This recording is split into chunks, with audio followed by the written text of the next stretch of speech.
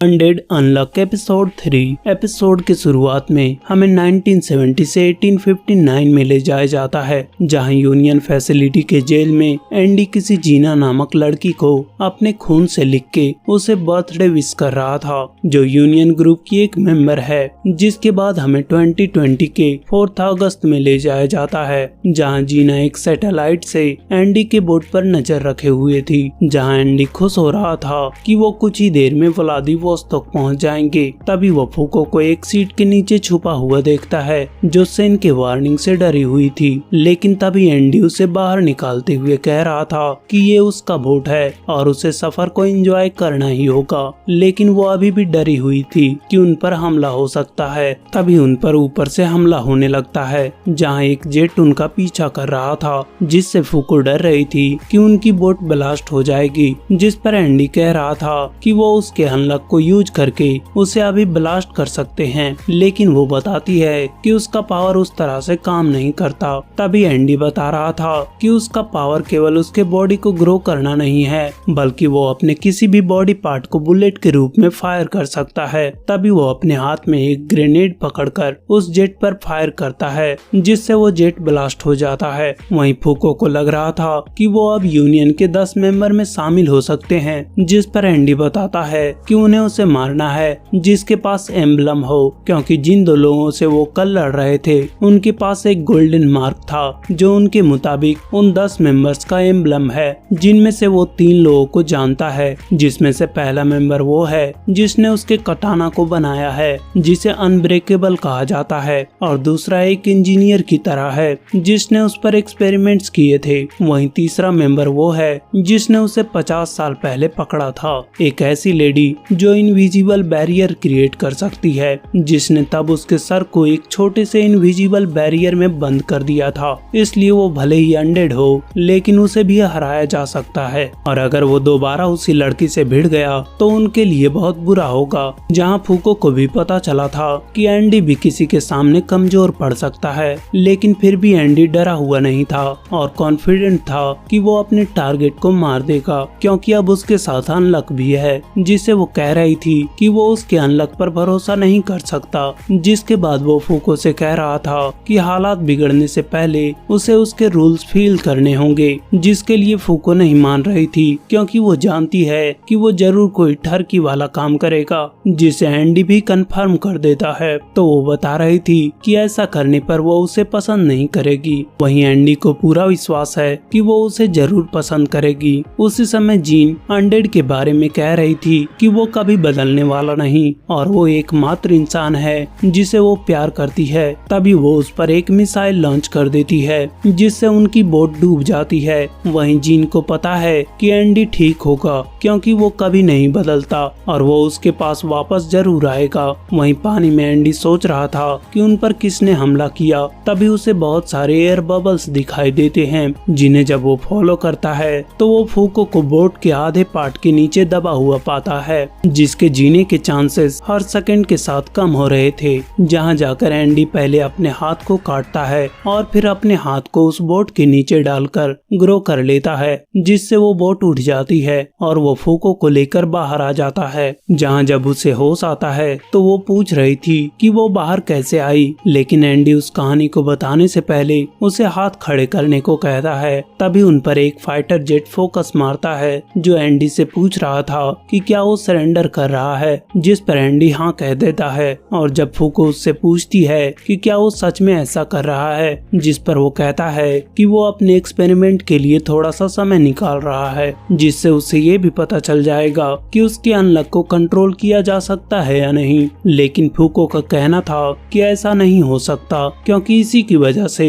वो छिपती फिर रही थी। जिस पर एंडी बता रहा था कि उसके अनलॉक की वजह से जो भी घटनाएं हुई उसमें उसके आसपास की चीजें ही इस्तेमाल हुई, लेकिन लाइटनिंग बोल्ट और मेटियोराइट का क्या। तो फूको बताती है कि उसमें बहुत दूर की चीजें इस्तेमाल हुई, जिसका मतलब है कि वो दूर की चीजों को अपने पावर से खींच सकती है। और ऐसा इसलिए हुआ क्योंकि वो किस और हेयर कट उसके लिए बहुत ज्यादा वैल्यू रखते थे, और जो मटेरियल उस अनलॉक के लिए चाहिए था वो आसपास नहीं थे, जिससे फूको को लगता है कि वो उसके रोमांस के नजरिए को ब्रेक डाउन कर रहा है। तभी वो बता रहा था कि उस उसने एक ऐसा सोर्स ढूंढा है जो उसके आने वाले अनलक के वैल्यू के बराबर है, जो काफी बड़ा होने वाला है। लेकिन फूको का कहना था कि उसने तो उसे छुआ ही नहीं। तभी वो नोटिस करती है कि उसका ब्रा बाहर निकला हुआ है, जिसे एंडी ने फूको को सीपीआर देते समय ऊपर किया था। जिस पर फूको उससे पूछ रही थी कि उसने और तो कुछ नहीं किया। तो एंडी बताता है कि वो फिर भी होश में नहीं आ रही थी, इसलिए उसे माउथ टू माउथ सांस भी देना पड़ा, जिससे वो शॉक ही हो रही थी। तभी पानी के नीचे एक बड़ा धमाका होता है, जिससे वो दोनों उड़कर उस फाइटर जेट के ऊपर पहुंच जाते हैं, जहां एंडी अपने स्पेशल मूव का यूज करता है, जिसे वो क्रिम्सन क्रिसेंट मून कहकर बुलाता है, जिसमें उसने बिना कॉकपिट को काटे उस जेट के पायलट को मार दिया था, जिसे उसने बहुत पहले एक जापानीज स्वॉर्ड मास्टर से सीखा था।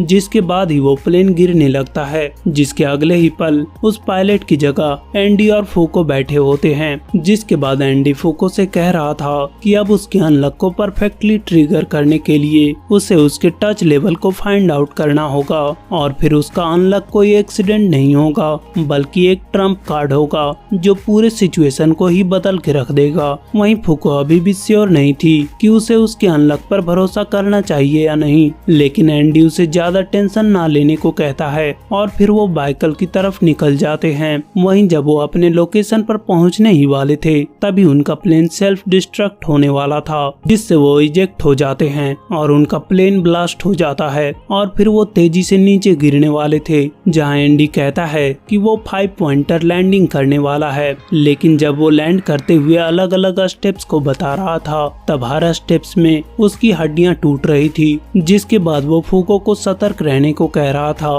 क्योंकि उनका टारगेट आसपास ही हो सकता है। तभी फूको बाइकल लेक को देखकर खुश हो रही थी, जिसके बारे में वो बताता है कि वो दुनिया का डीपेस्ट, क्लियरेस्ट और ओल्डेस्ट फ्रेश वाटर लेक है। जिससे फूको खुश होते हुए कह रही थी कि क्या दुनिया में और भी ऐसी जगहें हैं। और फिर एंडी को फूको से पूछने पर पता चलता है कि वो कभी जापान से बाहर नहीं गई, इसलिए वो उसे वहीं पर रुककर एंजॉय करने को कहता है। जिसके साथ ही वो ये भी बताता है कि यूनियन कभी पब्लिक के बीच में हमला नहीं करेगी, इसलिए वो थोड़ी देर तक अकेले रह सकती है। तब तक वो अपने पुराने वॉर के दोस्तों से मिलने जा रहा था, जो उसकी मदद करेंगे। तभी फूको एंडी से पूछती है कि क्या उनका यूनियन को ज्वाइन करना सही रहेगा, जिस पर एंडी कहता है कि अब उसका प्लान नहीं बदलने वाला। और फिर वो उससे पूछता है कि उसको खाने में क्या पसंद है, क्योंकि वो जिस फ्रेंड से मिलने जा रहा है वो एक रेस्टोरेंट चलाता है, इसलिए वो उस मिशन के बाद पार्टी करने वाले हैं। और फिर वो फूको को वहाँ एंजॉय करने के लिए छोड़कर वहाँ से चला जाता है, जहाँ जैसे ही वो उस बीच पर पहुँचती है,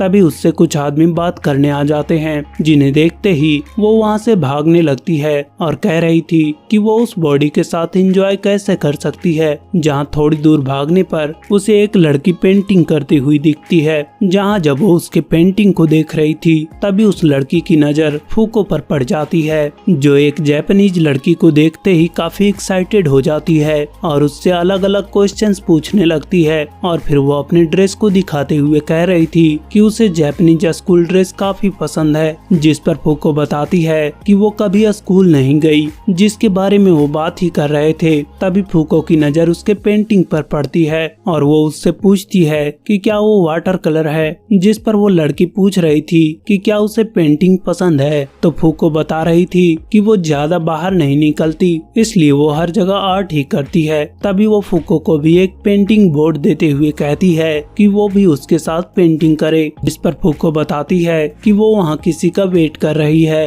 तो वो सजेस्ट करती है कि वो उसे एक पेंटिंग से सरप्राइज करे, जिसके बाद वो दोनों पेंट करने लगते हैं। जिसके बीच में वो लड़की फूको को लिटिल लकी कहते हुए उससे पूछती है कि उसे बदलने वाली चीजें पसंद है या सेम रहने वाली। वहीं फूको उससे पूछ रही थी कि उसने उसे लिटिल लकी क्यों कहा, जिस पर वो बताती है कि उसके टोपी पर गुड लक लिखा हुआ है, जिसकी वजह से उसने उसे उस नाम से बुलाया। और फिर वो बता रही थी कि उसे ना बदलने वाली चीजें पसंद है, जिस वजह से वो ड्राइंग करती है, क्योंकि वो बदलती दुनिया को कभी न बदलने वाली ड्राइंग में कैद कर सकती है। जिसके साथ ही वो फूको की पसंद जानना चाह रही थी, जिसका जवाब देने के लिए फूको उससे थोड़ा समय मांगती है। और फिर उन्हें पेंटिंग करते करते रात हो जाती है, जहाँ जैसे ही फूको की पेंटिंग कंप्लीट होती है तो वो लड़की उसके पेंटिंग को देखना चाह रही थी, जिसे फूको छुपाए हुए थी, क्योंकि उसने पेंटिंग में खुद से बहुत सारी चीजें ऐड कर दी थी जो उस लड़की के मुताबिक ज्यादा बड़ी बात नहीं थी, क्योंकि आर्ट एक फ्रीडम है।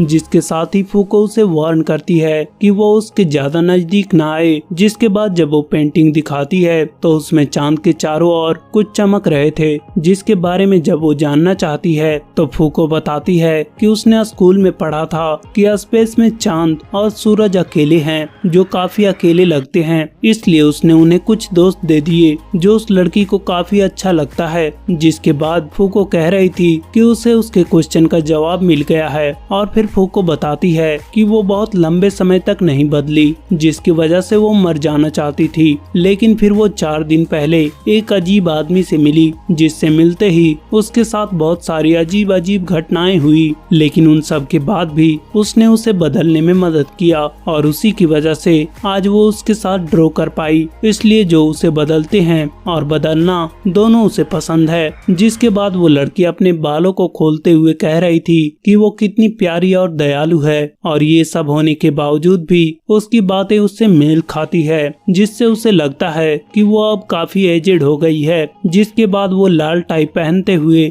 वहाँ के पानी के साथ हवा में उठने लगती है, जिसे देखकर फूको काफी हैरान थी। तभी वहाँ पर एंडी आ जाता है, जो आते ही उस पर हमला करने चले जाता है, लेकिन वो उसे बिना छुए ही डिफ्लेक्ट कर देती है। जिसे गिरते हुए एंडी कह रहा था कि उसने कुछ ज्यादा ही मेकअप लगाया है, जिससे वो काफी गुस्सा होती है। वहीं एंडी अपना 5 पॉइंट लैंडिंग से काफी खुश था। अभी फूको उससे पूछ रही थी कि कहीं ये वही लड़की तो नहीं जिनसे उन्हें सबसे ज्यादा खतरा है, जिस पर एंडी बताता है कि वो वही लड़की है जिसने उसे 50 साल पहले कैप्चर किया था। तभी जीना अपने टोपी को मंगाती है, क्योंकि वो कोई स्कैन कंप्लीट होने से पहले उनके साथ खेलने वाली है, जो उस पानी से एक सीढ़ी बनाती है, और उससे नीचे आते हुए बता रही थी कि उसके बॉस ने उसे बताया था कि वो लोग उसे मार के ऑर्गेनाइजेशन में अपनी जगह बनाने वाले हैं, तो उसके लिए पहले उन्हें उसे बदलना होगा। जिसके साथ ही ये एपिसोड यहीं पर खत्म होता है। तो मिलते हैं नेक्स्ट एपिसोड के साथ, तब तक के लिए like, share, comment and subscribe to my channel. Thank you.